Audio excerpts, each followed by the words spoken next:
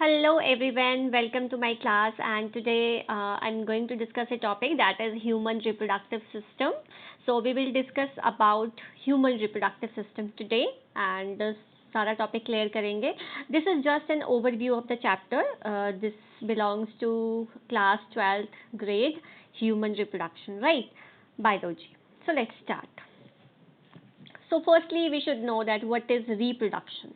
So reproduction is defined as biological process in which an organism give rise to young ones similar to itself. तो reproduction क्या होती है? एक biological process है जिसमें जो organisms होते हैं वो क्या करते हैं? give rise to young ones similar to itself. मतलब अपनी ही तरह के individuals को जन्म देते हैं. ठीक है, जैसे human beings हैं वो human beings को ही जन्म देते हैं, right? तो उसी तरह जैसे प्लांट्स हैं वो प्लांट्स को जन्म देते हैं, एनिमल्स हैं वो एनिमल्स को जन्म देते हैं. ठीक है, तो रिप्रोडक्शन क्या है? एक बायोलॉजिकल प्रोसेस है जिसमें एक ऑर्गेनिज्म जो है वो अपने बच्चों को जन्म देता है जो कि उसके तरह ही होते हैं. ठीक है, अब जो एनिमल है वो एनिमल्स को जन्म देंगे. एनिमल्स ऐसा तो नहीं है ना कि इंसान को जन्म दे देंगे, या जो इंसान है वो किसी एनिमल को जन्म दे देंगे, तो ऐसा नहीं है. ठीक है, तो इंसान इंसान को ही जन्म देगा और एनिमल जो है एनिमल को ही जन्म देंगे. ठीक है, सो ऑफस्प्रिंग जो होते हैं ग्रो करते हैं, जो बच्चे पैदा होते हैं छोटे से होते हैं नन्हे से, फिर वो ग्रो करते हैं धीरे धीरे, फिर मैच्योर होते हैं और फिर वो जब मैच्योर हो जाते हैं फिर उनकी जैसे शादियां हो जाती हैं. ठीक है, तो वो नए मतलब ऑफस्प्रिंग्स पैदा करते हैं, अपनी जनरेशन को आगे बढ़ाते हैं. तो एक साइकिल है बर्थ का, ग्रोथ का, डेथ का. ठीक है, तो ये पूरा साइकिल जो है हम सभी जो है कंप्लीट करते हैं अपने ज़िंदगी में. ठीक है, reproduction enables the continuity of species generation after generation. अब सोचिए अगर रिप्रोडक्शन ही नहीं होगी, अगर ह्यूमन बींग्स हैं बच्चे नहीं पैदा करेंगे, ठीक है, तो जनरेशन आगे कैसे बढ़ेगी? एनिमल्स की अगर ऑफस्प्रिंग्स पैदा नहीं होंगे, यंग वंस पैदा नहीं होंगे, या प्लांट्स आगे ग्रो नहीं करेंगे, रिप्रोडक्शन नहीं करेंगे, तो उनकी जनरेशन कैसे आगे बढ़ेगी? ठीक है, तो जनरेशन को आगे बढ़ाने के लिए रिप्रोडक्शन जो है एक इम्पॉर्टेंट रोल प्ले करती है, बहुत ही ज़्यादा ज़रूरी है. ठीक है, इस सृष्टि को चलाने के लिए रिप्रोडक्शन एक इम्पॉर्टेंट चीज़ है. ठीक है, आगे है मोड्स ऑफ रिप्रोडक्शन.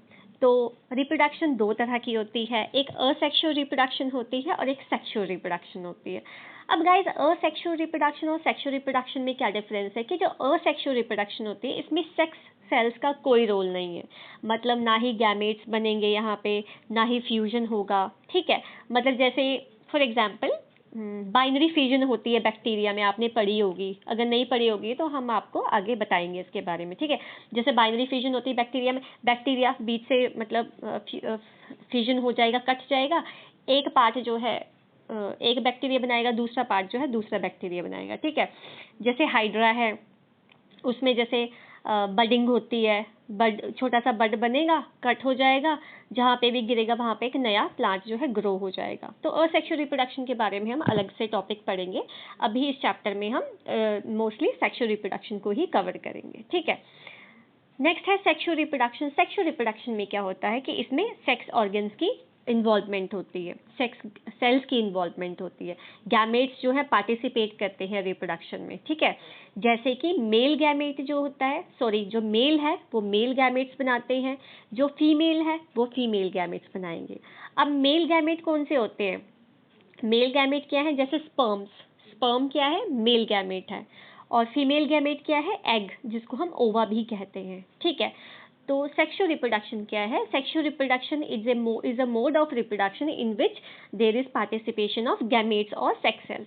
ठीक है, मतलब पार्टिसिपेशन होती है गैमेट्स की, सेक्स सेल्स की पार्टिसिपेशन होती है, उस तरह से जो रिप्रोडक्शन होती है उसको सेक्सुअल रिप्रोडक्शन कहते हैं. ठीक है, next is there is a difference between asexual reproduction and sexual reproduction. तो जैसे मैंने बताया आपको कि असेक्सुअल रिप्रोडक्शन में एक ही पेरेंट इन्वॉल्व होगा. ठीक है, ठीक है, मेल और फीमेल का कोई लेना देना नहीं है इसमें, सिर्फ एक पेरेंट है, वही अपने बच्चों को पैदा कर देगा आगे. और जो बच्चे पैदा होंगे, ठीक है, वो कैसे होंगे? अपने पेरेंट की तरह ही होंगे. ठीक है, जैसे एक बैक्टीरिया है, अगर उसमें फ्यूजन होती है तो दूसरा जो बैक्टीरिया बनेगा वो पहले वाले बैक्टीरिया की सेम कॉपी होगी, उसमें कोई डिफरेंस नहीं आएगा, कोई वेरिएशंस नहीं आएंगी. ठीक है, और इसमें क्या होता है, ये जल्दी हो जाती है, असेक्सुअल रिप्रोडक्शन क्विक प्रोसेस है. ठीक है, और इसमें रेगुलर बॉडी सेल्स ही पार्टिसिपेट करते हैं, ठीक है। सेक्स सेल्स का इसमें सेक्सुअल रिप्रोडक्शन में कोई भी रोल नहीं है, ठीक है। नेक्स्ट है सेक्सुअल रिप्रोडक्शन। इसमें क्या होता है, दो पेरेंट इन्वॉल्व होते हैं, मतलब मेल होगा एक और एक फीमेल होगा, ठीक है।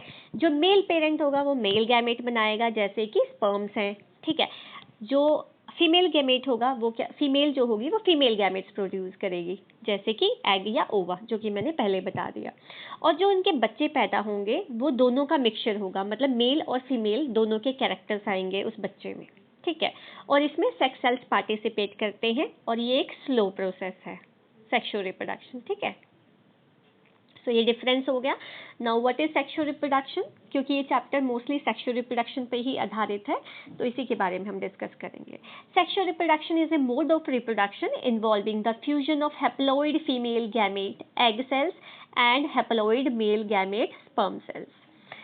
अब सेक्सुअल रिप्रोडक्शन क्या है, ये एक ऐसी तरह की रिप्रोडक्शन है जिसमें क्या होता है, फ्यूजन होता है, मतलब कि हैप्लॉइड फीमेल और जो हैप्लॉइड मेल गैमेट है वो फ्यूज करते हैं एक दूसरे के साथ और क्या करते हैं, अपने ऑफस्प्रिंग्स पैदा करते हैं, मतलब जाइगोट बनाते हैं। मतलब स्पर्म और ओवा फ्यूज करेंगे और क्या बनाएंगे, जाइगोट बनाएंगे, ठीक है।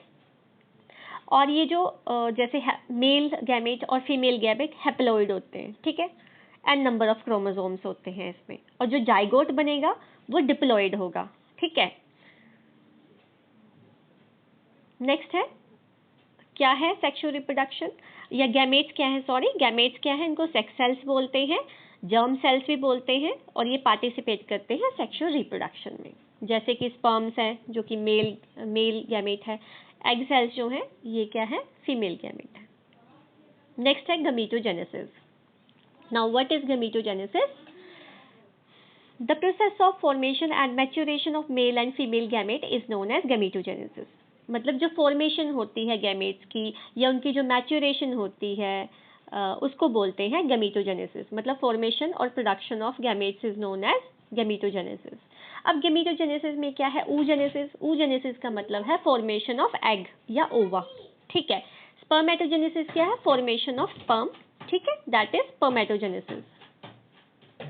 Next is fertilisation. अब क्या होता है कि फर्टिलाइजेशन क्या है, स्पर्म, इसमें क्या होता है कि जो स्पर्म सेल न्यूक्लियस है वो एग सेल के साथ फ्यूज कर जाता है। मतलब जो स्पर्म है जो कि मेल गैमेट है वो फ्यूज करेगा फीमेल गैमेट के साथ, ठीक है, और क्या बनाएगा, जाइगोट बनाएगा, मतलब फर्टिलाइज्ड एग बनाएगा, ठीक है। मतलब फर्टिलाइज्ड एग को फर्टिलाइज कर देगा, जाइगोट को हम फर्टिलाइज्ड एग भी बोलते हैं, ठीक है।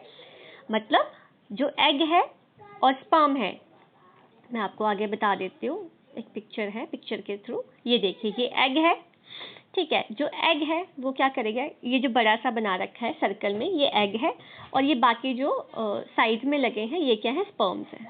मैं आपको प्रॉपरली बता देती हूँ, just give me a second,